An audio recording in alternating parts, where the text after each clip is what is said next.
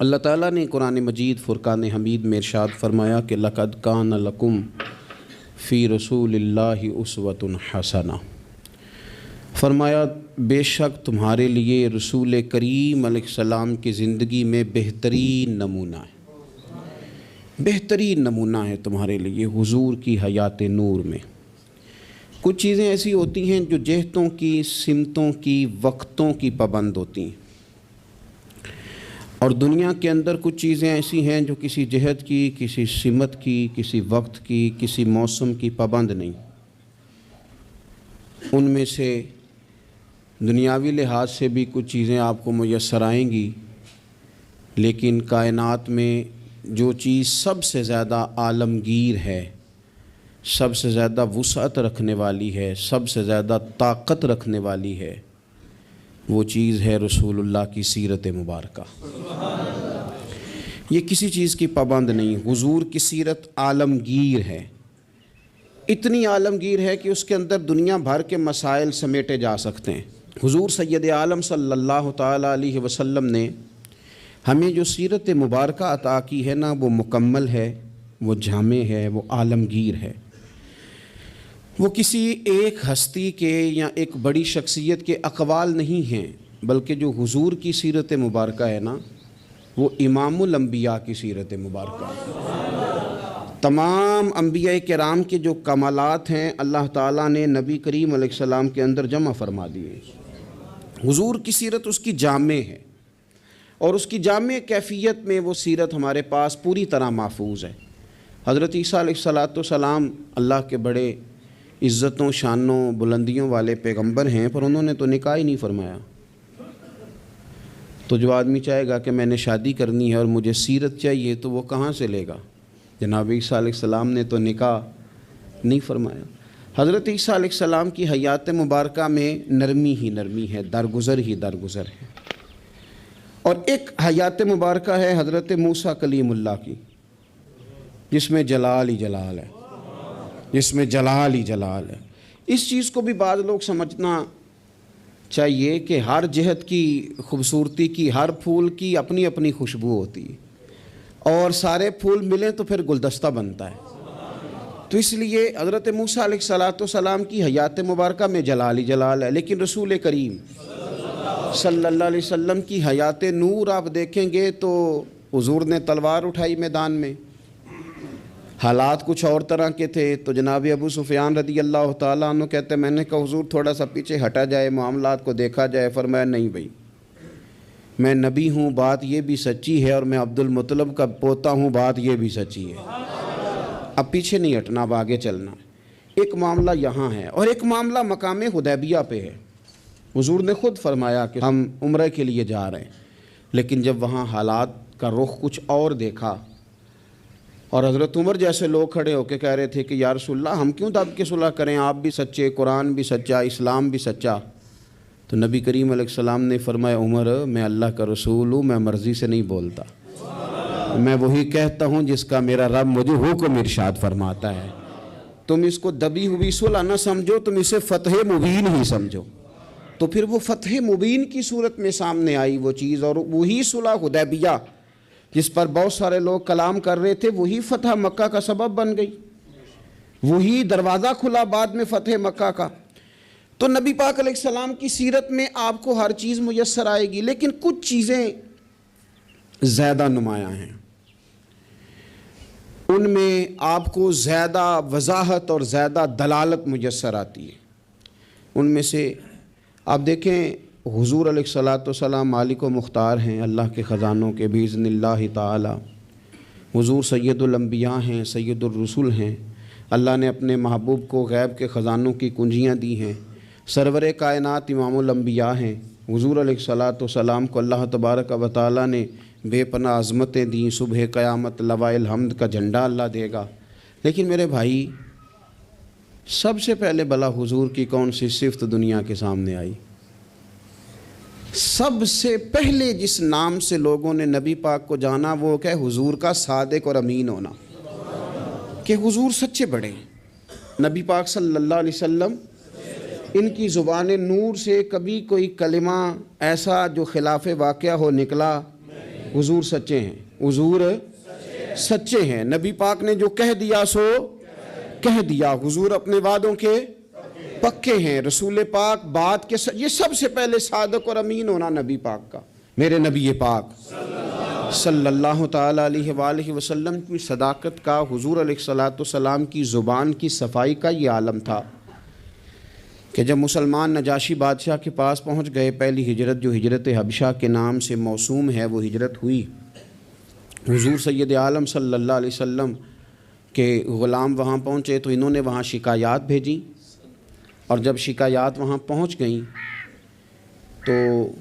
نجاشی جو تھا وہ کہتا میں جذباتی فیصلے نہیں کرتا، میں ایسے ہی تم آ گئے ہو، تم نے شکایت کر دیا ہے کہ مسلمانوں فتنہ فساد معاذ اللہ پھیلا کے تمہارے پاس آ گئے، میں پہلے تحقیق کروں گا بات کیا ہے۔ اس نے آن کر کے معلومات کی، کہنے لگا کوئی بندہ تلاش کرو، کوئی عرب کا بڑا آدمی وزادار سردار بندہ یہاں تمہیں نظر آئے تو وہ بندہ ذرا لے کے آؤ، اس سے میں نے کلام کرنا ہے، کوئی وزادار آدمی۔ ابو سفیان ابھی مسلمان نہیں ہوئے تھے، حضور کے چچا، وہ ان دنوں حبشہ گئے ہوئے تھے تجارت کی غرض سے، لوگ انہیں پکڑ کے نجاشی کے پاس لے آئے تو نجاشی نے سوالات کیے بہت سارے۔ دو چیزیں ہوتی ہیں، ایک بندہ جب کسی کی حمایت میں ہوتا ہے تو پھر بھی سوچ سمجھ سے عاری ہوتا ہے، کیوں؟ اس لیے کہ نبی پاک صلی اللہ علیہ وسلم نے فرمایا محبت آدمی کو اندھا بہرا گونگا کر دیتی ہے، اس وقت بھی وہ عاری ہوتا ہے، اور جب کسی کی مخالفت میں ہوتا ہے تو اس وقت بھی سوچ سمجھ سے عاری ہوتا ہے، اس وقت بھی اسے صحیح بات بھی غلط محسوس ہو رہی ہوتی ہے۔ اب یہ مخالفت میں تھے تو کہتے ہیں حضور سید عالم علیہ السلام کے بارے میں جب سوالات پوچھے گئے، سوالات کیے گئے، اور ابو سفیان کہتے ہیں میں چونکہ مخالف تھا تو میں نے اسی انداز میں ایک کہانی رٹی رٹائی انہوں نے یاد کی ہوئی تھی، وہ رٹی رٹائی کہانی ہر جگہ یہ سنایا کرتے تھے، دیکھو جی جس پہ ہمارا ابا تھا، جس مذہب پہ، اس کو وہ کہتے ہیں گمراہ تھا، وہ جی ہمارے دادا کو کہتے ہیں وہ گمراہ تھا، وہ جی ہمارے نانا کو کہتے ہیں بت پرست تھا تو گمراہ تھا، وہ جی انہوں نے ایک بھائی مسلمان کر لیا ہے، دوسرا کافر ہے، گھروں میں لڑائی پیدا کر دی، یہ رٹی رٹائی کہانیاں۔ پھر وہ کہتے تھے دیکھو جی معاذ اللہ جادوگر ہیں، کچھ پڑھ کے پھونکتے ہیں، وہ جی شاعر ہیں، بات ایسی سناتے ہیں کہ اپنے قبضے میں لے لیتے ہیں، یہ ساری کہانی انہوں نے یاد کی تھی۔ ابو سفیان کہتے ہیں میں نے وہاں ساری سنائی، اب نجاشی نے بھی سوالات پوچھے، کہنے لگے ان کے ماننے والے امیر ہیں کہ غریب ہیں؟ تو میں نے کہا ماڑے ماڑے لوگ۔ کہنے لگے نبیوں پر پہلے ایمان ہی غریب لوگ لایا کرتے ہیں۔ کہنے لگے اس نے بڑے سوالات کیے، بڑے میں نے جواب دیے، آخر میں اس نے ایک سوال پوچھا۔ ابو سفیان کہتے ہیں میں باہر سے نہیں گیا تھا، میں چچا تھا، مجھ سے پوچھا، کہنے لگے کیا کبھی اس محبوب نے جھوٹ بھی بولا ہے؟ کیا کبھی جھوٹ بھی بولا ہے؟ کبھی؟ تو ابو سفیان کہتے ہیں کہ ایک منٹ کے لیے چونکہ مخالف تھا، میرے دل میں خیال آیا کہہ نہ دوں بولا ہے معاذ اللہ، نقل کفر نہ باشد۔ کہتے ہیں پھر میں نے سوچا کہ ایک تو یہ عرب کی وزاداری کے خلاف ہے کہ میں غلط بات کروں، اور دوسرا یہ کہ میں انہیں جادوگر کہوں تو شاید کوئی اس پر سوچے، شاعر کہوں تو شاید کوئی توجہ کرے، پر مدینے والے محبوب نے جھوٹ بولا ہے یہ تو مانے گا ہی کوئی نہیں، یہ کیسے ہو سکتا ہے؟ یہ تو صادق اور امین ہونا تو ان کا آفتاب سے زیادہ روشن، کون اس بات کو تسلیم کرے گا؟ کون مانے گا؟ کوئی نہیں مانے گا۔ اللہ اکبر، کون تسلیم کرے گا؟ ابو سفیان کہتے اس نے پھر پوچھا بتاتے کیوں نہیں، چپ کیوں کر گئے ہو، کیا کبھی انہوں نے جھوٹ بھی بولا ہے؟ اللہ اکبر۔ تو ابو سفیان کہتے ہیں میں بول پڑا، میں نے کہا کہ وہ میرے بھتیجے ہیں، میں نے انہیں ماں کی گود میں بھی دیکھا، دادا کے کندھوں پہ بھی دیکھا، چچا کے گھر میں بھی دیکھا، ختیجہ کا دولہا بنے بھی دیکھا، میں نے اس حبیب کو جگہ جگہ دیکھا، اور میری آنکھوں کے سامنے ان کی کان پٹیوں پہ مقدس سفید بال آئے، میں نے بڑا کچھ دیکھا، پر میں نے اس حبیب کو کبھی جھوٹ بولتے نہیں دیکھا، کبھی یہ لفظ زبان سے نکلے ہی نہیں، کبھی یہ بات کہی نہیں، کبھی جھوٹ بولا ہی نہیں، سوال ہی نہیں پیدا ہوتا۔ تو کہتے سناٹا چھا گیا میری بات پر مجمع میں، نجاشی نے کندھے کے اوپر رومال رکھا، اٹھ دیا۔ میں نے کہا بادشاہ رزلٹ تو ہی ناؤسکار، تو نے سوال پوچھا میں نے جواب دیا، اب جا رہا ہے؟ کہنے لگا رزلٹ کیا دینا ہے، رزلٹ تو نکل آیا ہے، جس نے کبھی بندوں سے جھوٹ نہیں بولا وہ یہ جھوٹ کیوں بولے گا کہ میں اللہ کا رسول بن کے آیا ہوں؟ یہ والا جھوٹ کیوں؟ اسیر دشمن کی چاہ میں بھی، مخالفوں کی نگاہ میں بھی، وہ امی ہے، صادق ہے، معتبر ہے، میرا پیغمبر عظیم تر ہے، میرا پیغمبر عظیم تر ہے، میرا پیغمبر عظیم تر۔ لگے جو مزدور شاہ ایسا، نہ دھن نہ دولت سربراہ ایسا، دیکھو عرش نشیں کا زمیں پہ گھر ہے، میرا پیغمبر عظیم تر ہے۔ عرش نشیں کا زمیں پہ گھر ہے، میرا پیغمبر عظیم تر ہے۔ میرے عزیز، رسول پاک علیہ السلام کا سچا ہونا، دیانتدار ہونا، یعنی مخالف بھی جس بات کو کہے کہ ہاں یہ بات ٹھیک ہے، کہ ان کی زبان سے کبھی بات غلط نہیں نکلی، لیکن دروغ گوئی، جھوٹ، اور دنیا کے سامنے جھوٹ، اور قومی معاملات میں جھوٹ، اور جتنا دل کرے کھل کے جھوٹ، یہ رویے جب قوموں کے ہو جائیں، میرے عزیز، ایک حضور سید عالم صلی اللہ علیہ وسلم کی صداقتیں، اور پھر میں ایک مقام پہ پہلے بھی میں نے عرض کیا تھا، پھر کہتا ہوں، حضور سید عالم صلی اللہ تعالیٰ علیہ وسلم نے فرمایا تھا یہ جو جھوٹ ہوتا ہے یہ شک پیدا کرتا ہے، اور یہ سچ جو ہوتا ہے یہ اطمینان پیدا کرتا ہے۔ آپ زندگی میں تھوڑے وعدے کر لیں، تھوڑی باتیں کر لیں، پر جتنی کریں، میں عوام سے بھی کہتا ہوں، بیوی نہیں اعتبار کر رہی ہوتی، وہ کہتے ہیں تو جھوٹ ہی بڑے بولتا ہے۔ ایک دوست مجھ سے کہنے لگے کہ آپ اماں سے کہہ دیں کہ میں اس دفعہ عمرے پہ ضرور بھیجوں گا، وہ آپ کی بات مان جائے گی۔ میں نے کہا اماں ابا کو راضی کرنے میں 7-8 منٹ لگ جاتے ہیں، پر اماں تو 1.5-2 منٹ میں راضی ہو جاتی، تو آپ کی اماں نہیں راضی ہو رہی۔ کہنے لگے پہلے کئی دفعہ کہہ چکا ہوں نا عمرے پہ بھیجوں گا، تو بھیج نہیں سکا، تو لہٰذا وہ اب کہتی ہے تو جھوٹ بولتا ہے، تو نے کوئی نہیں بھیجنا، تو فراڈ کرتا ہے۔ ہمارے ہاں مسئلہ مال و دولت کا نہیں، عدم اعتماد کا ہے، اور جب عدم اعتماد اس حد تک پہنچ جائے کہ مائیں بھی اعتبار کرنا چھوڑ جائیں، تو وہ قومیں کیا کردار ادا کریں گی، اور کیا وہ سوسائٹی میں خیر تقسیم کریں گی۔ تو سچی بات، نبی پاک علیہ السلام نے فرمایا بندہ جھوٹ بولتا ہے، اور اتنے جھوٹ بولتا ہے کہ وہ رب کی بارگاہ میں جھوٹا لکھ دیا جاتا ہے، اور پھر اس کے لیے جہنم کا فیصلہ ہو جاتا ہے۔ اور کچھ بندے سچ کی کوشش کرتے ہیں، اتنی کوشش کرتے ہیں کہ اللہ کی بارگاہ میں سچے لکھ دیے جاتے ہیں، اللہ کے حضور وہ سچے لکھ دیے جاتے ہیں، اور فرمایا یہ سچ ہی انہیں جنت میں لے جائے گا۔ دوسری بات جو حضور کی سیرت مبارکہ میں ہمیں بہت زیادہ نظر آتی ہے، وہ ہے عہد کی پابندی، وعدوں کی پابندی، جو کہہ لیا سو کہہ لیا۔ جب آپ کوئی عہد کر لیتے ہیں نا، معاہدہ کر لیتے ہیں، پہلے تو اس بات کو اچھی طرح سمجھ لیں کہ حضور نے ایک جملے میں ساری حقیقت بیان کر دی، فرمایا لا دین لمن لا عہد لہ، جو وعدے کا پابند نہیں اس کا کوئی دین ہی نہیں، بات ہی ختم کر دی۔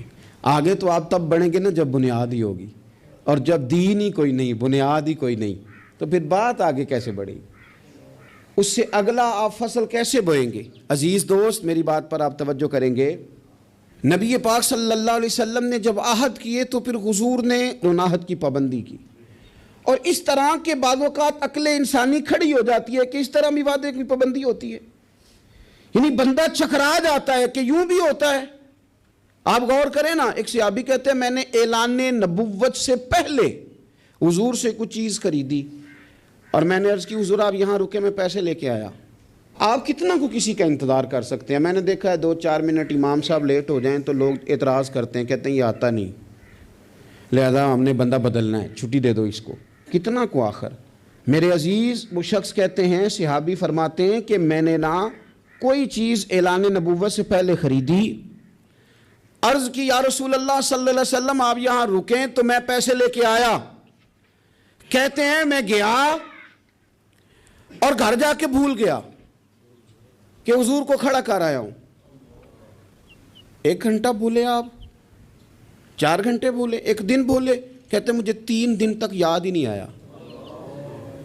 میں نے کہہ دیا آپ نے سن لیا، کبھی سوچو 3 دن انتظار کوئی آسان کام ہے؟ الانتظار اشد من القتل، اہل عرب کہتے ہیں قتل ہوتی اتنی تکلیف نہیں ہوتی جتنی انتظار کرتے ہوئے ہوتی، یہ تو موت سے سخت بات ہوتی۔ کہتے 3 دن مجھے یاد ہی نہ آیا، 3 دن کے بعد مجھے یاد آیا تو میں جلدی سے وہ پیسے تھامے اور اس جگہ پہنچا، جا کے دیکھا تو حضور وہیں کھڑے تھے جہاں میں کھڑا کر آیا۔ وہ تیری سیرت تیری صورت زمانے سے نرالی ہے، تیری ہر ایک ادا پیارے ادائے بے مثالی۔ حضور وہیں کھڑے تھے، وہیں جلوہ فراز تھے، کہتے ہیں مجھے دیکھ کے حضور نے چہرے پر کوئی بل نہیں ڈالا، کوئی حضور کے شکن نہیں آئی. فرمانے لگے تم نے مجھے بڑی تکلیف میں ڈال دیا، تم کھڑا کر گئے تھے، میں یہیں پہ کھڑا ہوں، اسی وقت سے کھڑا ہوں. میرے رسول پاک صلی اللہ تعالیٰ علیہ وسلم نے وعدوں کے وفا کے تعلق سے جو ہمیں سیرت عطا فرمائی، حضور علیہ الصلوۃ والسلام نے جو اپنا اسوہ نور اس تعلق سے ہمیں دیا ہے، وہ ہر شخص کے لیے دستور حیات ہے، وہ ہر شخص کے لیے دستور عمل ہے. ہر شخص کو چاہیے کہ وہ ان زاویوں میں اپنے آپ کو ڈھونڈے، تلاش کرے. بڑی تکلیف ہوتی ہے عوامی سطح پر بھی جب ایسی باتیں سننے کو ملتی ہیں کہ نہیں جی نہیں وہ تو سیاسی بات تھی. سیاسی بات کیا ہوتی ہے؟ جھوٹ. بخاری شریف میں تو یہ لفظ موجود ہیں کہ بنی اسرائیل کی سیاست ان کے نبی کرتے تھے. سیاست کا معنی تو تدبیر کرنا ہے، سیاست کو آپ نے فراڈ کا نام دے دیا ہے. وہ جی وہ میں نے تو بس ویسے بات کی تھی، اس کا کیا معنی ہوتا ہے، اس کا کیا مطلب ہوتا ہے؟ کچھ مسائل ایسے ہیں جو آپ خود پیدا کرتے ہیں، کچھ چیزیں ایسی ہیں جن کے اندر آپ خود چیزوں کو اس پیک پہ لے کے آتے ہیں. اللہ جانے آپ کے کیا مقاصد ہیں اس میں. میرے رسول پاک علیہ الصلوۃ والسلام نے عہد کی پابندی، وعدوں کی پاسداری، اس پر لوگوں کی توجہ دلائی. اور میں نے کہا کہ بعض اوقات حالات اتنے خوفناک ہوتے تھے. حدیبیہ کی صلح ہو رہی ہے اور اس صلح کے اندر ایک شرط یہ تھی کہ اگر کوئی مسلمان اپنے آقا کی مرضی کے بغیر مکہ مکرمہ سے مدینہ طیبہ آئے گا تو حضور اسے رکھیں گے نہیں. اگر کوئی شخص مدینے سے مکہ جائے گا تو مکے والے واپس نہیں کریں گے. اور بخاری شریف میں موجود ہے کہ اسی شرط پر جناب عمر فاروق پریشان ہوئے کہ ہم تو دب کے صلح کر رہے ہیں، صلح تو برابری کی بنیاد پر ہوتی ہے. یہ کیا بات ہوئی کہ ہمارا بندہ جائے تو واپس نہ کرے، ان کا ہے تو ہم واپس کریں. لیکن حضور نے فرمایا میں اللہ کا رسول ہوں عمر، میں اللہ کا، جو میں دیکھ رہا ہوں وہ تم سمجھ نہیں رہے، میں رب کا رسول ہوں. اور حضرت عمر کہتے ہیں یہ پہلے میں نے حضور سے بات کی، پھر حضرت ابو بکر سے بات کی، پر قربان جاؤں جو جواب مجھے حضور نے دیا وہی جناب صدیق اکبر نے دیا. کہو عمر وہ اللہ کے رسول ہیں، وہ جو کہتے ہیں حق اور سچ ہی کہتے ہیں. حضرت سیدنا فاروق اعظم اور رضی اللہ تعالیٰ عنہ ارشاد فرمانے لگے کہ اس موقع پر نہ ایک اور بھی معمہ ہوا. ایک تو یہ صلح اس انداز میں ہوئی، پھر ایک عجیب مسئلہ ہوا. صحابہ فرماتے ہیں ایک صحابی تھے حضرت ابو جندل رضی اللہ تعالیٰ عنہ، ان کو ان کے والد نے زنجیروں میں باندھا ہوا تھا اور گھر کے اندر قید کیا ہوا تھا کہ آپ جا نہیں سکتے. جب انہیں پتہ چلا نا حضور تو حدیبیہ تک آ گئے تو کسی طریقے سے نا اپنی زنجیریں توڑ کے، اور بعض سیرت نگاروں نے لکھا ہے زنجیروں سمیت، زنجیروں سمیت جب وہ آ رہے تھے تو پاؤں میں زنجیریں پھر پھر کے نا ان کے زخم بن گئے تھے. وہ زنجیروں سمیت آئے حضور کے سامنے کھڑے ہو کہتے ہیں سونے مجھے چھوڑ کے نہ جانا. میں اکثر دوستوں سے کہتا ہوں پیر صاحب کبھی کہہ دینا مریدوں کو کہ عمرہ کرنے جانا ہے اور بعد میں فراڈ ہو جائے وہاں تو مرید کہتے ہیں لگتا ہے پیر بھی شامل ہے ساتھ. اس نے تو کہا تھا. بہت سارے لوگ کہتے ہیں جی وہ پیر صاحب آپ سے دعا کرائی تھی تو وہ کام نہیں ہوا. تو میں نے کہا دعا کا مطلب کیا ہوتا ہے؟ کوئی پیر معاذ اللہ تعالیٰ خدا کی حکمت کو مجبور کر سکتا ہے؟ جیسے جب چاہے رب جس طرح چاہے ویسے کرے. اللہ کے عاجز بندے ہیں، دعا کرتے ہیں اس امید پر کہ خدا فضل کرے گا. تو اب بڑی جلدی لوگ ڈگمگا جاتے ہیں کہ فلاں جگہ ایسا ہو گیا. حضور سید عالم صلی اللہ علیہ وسلم کی بارگاہ میں عرض کیا یا رسول اللہ صلی اللہ علیہ وسلم، حضور مجھے چھوڑ کے نہ جائیے گا، بڑا مارتا ہے میرا باپ. آپ ذرا کیفیت دیکھیں.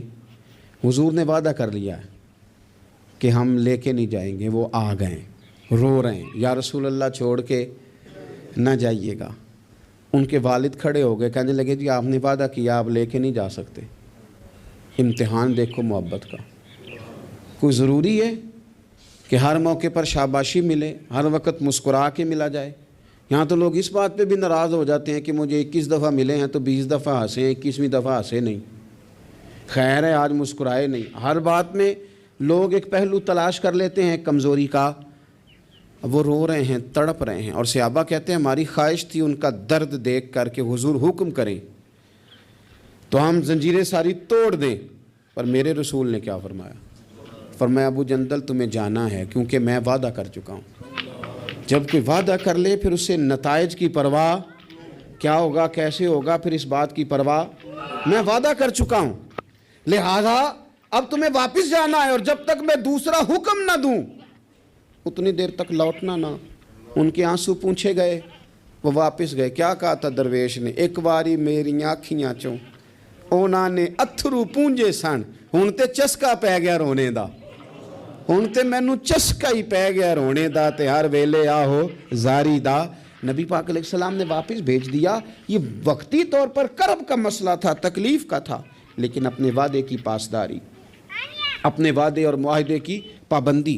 کوئی بھی آپ کمٹمنٹ کریں، کسی کے ساتھ بھی کریں، کسی بھی لحاظ سے کریں، اور جو لوگ اپنے حساب سے بڑے بنتے ہوں، سربراہان کہلاتے ہوں، ان کے لیے تو زیادہ ضروری نہیں ہو جاتا کہ اگر وہ کوئی کال قرار کرتے ہیں، کوئی بات کرتے ہیں، تو پھر اس کا انہیں پابند بھی ہونا چاہیے۔ تو چیزوں کو اگر حضور کی سیرت نور کی روشنی میں دیکھا جائے تو میرے نبی پاک علیہ السلام نے پھر وعدے کی پابندی کو امت کو دستور بنا کے دیا۔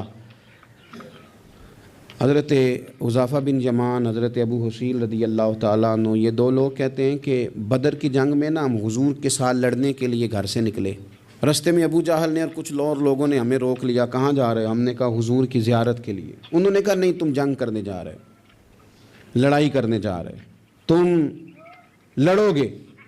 ہم نے وہاں وعدہ کر لیا کہ ہم نہ صرف زیارت کریں گے، ہم لڑیں گے نہیں، وعدہ کر لیا۔ جب ہم حضور کی بارگاہ میں پہنچے نا تو عرض کی یا رسول اللہ صلی اللہ تعالیٰ علیہ وسلم، حضور ہم وہاں وعدہ کر رہے ہیں کہ لڑیں گے نہیں، ورنہ وہ آنے نہیں دیتے تھے، ہمیں گرفتار کر لیا تھا انہوں نے، وعدہ کر رہے ہیں کہ لڑیں گے نہیں۔ تو یا رسول اللہ صلی اللہ تعالیٰ علیہ وسلم ہمارے لیے حکم کیا ہے؟ یہ بدر کی لڑائی تھی جس میں ایک ایک آدمی کی ضرورت تھی، 1000 کا مقابلہ 313 کے ساتھ ہے، ایک ایک فرد کی، ایک ایک شخص کی ضرورت ہے۔ تو یا رسول اللہ وعدہ کر رہے ہیں کہ لڑیں گے نہیں، تو حکم کیا ہے؟ تو نبی پاک صلی اللہ تعالی وسلم نے فرمایا چونکہ تم نے وعدہ کیا نہیں لڑو گے تو تم ادھر بیٹھ جاؤ۔ یا رسول اللہ ایک ایک بندے کی ضرورت ہے، فرمایا نہیں، ہمیں رب کی مدد کی ضرورت ہے، اللہ کی نصرت کی ضرورت ہے، وعدہ کر لیا ہے لہذا وعدے پر قائم رہیں گے۔ ایک بات اور سیرت کے عنوان پر آپ کی خدمت میں عرض کرنی ہے، اس پر بھی ضرور توجہ کرنی ہے ہم لوگوں کو، اور خوب ہمیں اس بات کی طرف بھی اپنے معاملات کو لے کر کے جانا ہے۔ میرے عزیز دوست، میرے عزیز بھائی، ہم ہیں رسول کریم کے ماننے والے۔ مجھے ایک بات بتلائیے کہ حضور کی سیرت، حضور کی سنت، حضور کے ماننے والے اپنائیں گے یا کوئی اور آ کے اپنائے گا؟ ایک شخص نے دعویٰ کیا کہ یا رسول اللہ میں آپ کا غلام ہوں، تو اب سیرت پر عمل اسی نے کرنا تھا کہ کسی اور نے باہر سے آ کے کرنا تھا؟ ہم اس طرح کر رہے ہیں کہ ہم نہ سیرت نبوی سے، میں بہت سارے دوستوں سے جب کہتا ہوں نا آپ داڑھی شریف حضور کا طریقہ ہے مبارکہ اس کو اپنائیں، تو وہ کئی قسم کے بہانے کرتے ہیں۔ بعض دوست یہ کہتے ہیں کہ میں ابھی نیک نہیں ہوں، تو میں کہتا ہوں اس دنیا میں کون بندہ ہے جس نے یہ دعویٰ کر لیا ہے کہ میں اب اتنا نیک ہوں کہ کبھی گناہ نہیں کروں گا؟ کوئی ہے ایسا انبیاء کے بعد، فرشتوں کے بعد کوئی معصوم ہے امت میں؟ تو انسان کے ساتھ چیزیں رہیں گی، پر آپ آغاز تو کریں سنت شریعت سے، آپ شروع تو کریں۔ ہم نے کس دن سنت شریعت کا سفر کرنا ہے؟ نبی پاک صلی اللہ علیہ وسلم کے ہر فعل میں حکمت، حضور کی ہر بات میں حکمت۔ کیا ایک چھوٹی سی بات ہے مسواک، کوئی بڑی بات ہے؟ لیکن کتنا بڑا دور آ گیا، کتنے لوگ تبدیل ہو گئے اور کتنی چیزیں آئیں اور کتنے سال بیت گئے، لیکن اس ایک حضور کی ادا کی اہمیت ختم، اس کی اہمیت اپنی جگہ پہ اتنی آج بھی قائم ہے کہ بہت بڑی ریسرچ کے بعد جو بڑے لوگ تھے انہوں نے کہنا شروع کر دیا جو پابندی سے مسواک کرے اسے کینسر نہیں ہوتا۔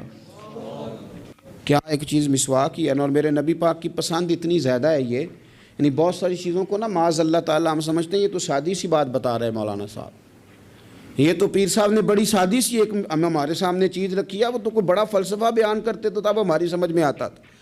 تو ایک سادی چیز رکھی، او خدا کے بندے یہ اتنی پیاری ہے کہ حضور فرماتے ہیں اگر امت پر مشکل نہ ہوتا تو میں ہر وضو کے ساتھ مسواک کو ضروری قرار دے دیتا۔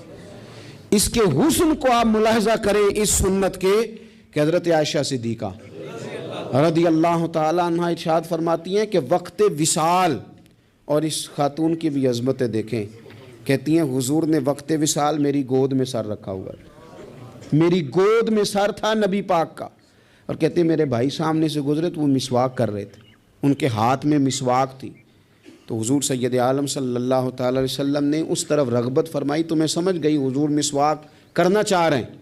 یعنی آپ میری بات پر غور کریں کہ عین وقت وصال ظاہری رسول کریم صلی اللہ تعالی علیہ وسلم نے اس موقع پر بھی مسواک کی طرف رغبت فرمائی، فرمایا مجھے چاہیے۔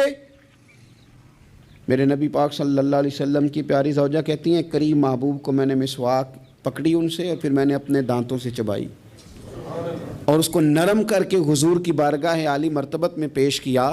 او میرے عزیز بھائیوں، اگر سنت کا وہ ذوق ہماری طبیعت میں پیدا ہو جائے، وہ شوق، ہمارے استاد صاحب فرمایا کرتے تھے یہ کیا بات ہوئی کہ ہمیں بتانا پڑے ہمارا کون سا مذہب ہے، یہ کیا بات ہوئی ہمیں بتانا پڑے کہ ہم عاشق رسول ہیں، یہ کیا بات ہوئی ہمیں بتانا پڑے کہ فلاں شیخ کے ماننے والے ہیں، ہماری ادائیں کیوں نہیں بتاتی کہ ہم رسول پاک کے غلام ہیں، ہماری ادائیں کیوں نہیں بتاتی کہ ہم نبی پاک صلی اللہ تعالی علیہ وسلم سے محبت کا دم بھرنے والے۔ تو رسول پاک صلی اللہ تعالی علیہ وسلم کی سیرت نور، اور میں آپ کو ایک اور بات بھی عرض کروں، ہم نے بہت بڑی غلطی کی کہ ہم حضور کی سیرت تک پہنچنے میں کامیاب نہیں ہوئے، ہم نے بڑی باتیں سنی، بڑا کچھ ہم نے اپنی زندگی میں پڑھا۔ اگر حضور کی سیرت نور کو پڑھنا شروع کریں، ایک ایک پہلو حضور کی مقدس زندگی کا، آپ محسوس کریں گے کہ آپ کی روح پرواز کرنے لگی ہے، آپ محسوس کریں گے کہ خود بخود اندر کے میل دھلنے لگے، آپ نہ پڑھتے پڑھتے ہی محسوس کریں گے کہ کساوتیں ختم ہو رہی ہیں، عداوتیں ختم ہو رہی ہیں، میرے دل کے اندر جو میل کچیل نفس کی شرارت کا تھا وہ دھل رہا ہے۔ رسول پاک کے جتنا کوئی قریب جاتا ہے اتنا وہ رب کے قریب ہو جاتا ہے، اتنا وہ اللہ کے قریب ہو جاتا ہے۔ آپ سیرت مبارکہ سے فیوز و برکات لیں، اپنے گھروں میں حضور کی سیرت نور کا پیغام لائیں، اور یہ جو 2-3 گزارشات میں نے آپ کی خدمت میں شروع میں عرض کی ہیں ان پر توجہ کریں۔ ہمیں کچھ پہلو ایسے ہیں زندگی میں جن کو ہمیں پوری طرح سمجھ جانا چاہیے، اور کسی بھی فورم پر اللہ ہمیں موقع دے، کوئی بھی فورم ہو تو احقاق حق اپنی زندگی کا وتیرہ بنایا جائے۔ یہ ویڈیو قاری صاحب کے خطبہ جمعہ کا مکمل بیان ہے، جس کا عنوان رحمت عالم صلی اللہ علیہ وآلہ وسلم صادق و امین ہے۔ اس تقریر کا مرکزی مقصد اور خلاصہ یہ ہے کہ انسان کو اپنی زندگی میں سیرت محمد صلی اللہ علیہ وآلہ وسلم کی بنیادی اوصاف بالخصوص سچائی یعنی صداقت اور وعدے کی پابندی، عہد کی پاسداری کو اپنانا چاہیے۔ اس ویڈیو کا اصل پیغام یہ ہے کہ ہم اپنے قول و فعل کو سچا بنائیں، وعدوں کی پاسداری کریں، اور نبی کریم صلی اللہ علیہ وسلم کی سیرت مبارکہ کو رسمی طور پر سننے کے بجائے اپنے روزمرہ زندگی کا حصہ بنائیں۔ میرے پیارے دوستو، اگر یہ ویڈیو آپ لوگوں کو اچھی لگی ہو، کچھ معلومات آپ لوگوں کو اس ویڈیو سے ملا ہو، تو ویڈیو کو لائک اور چینل کو ضرور سبسکرائب کر دیا کریں۔ ہم لائیں گے آپ لوگوں کے لیے اس طرح کی اور اسلامی ویڈیو، تو پھر ملاقات ہوگی انشاءاللہ نیکسٹ ویڈیو میں۔ السلام علیکم ورحمۃ اللہ وبرکاتہ۔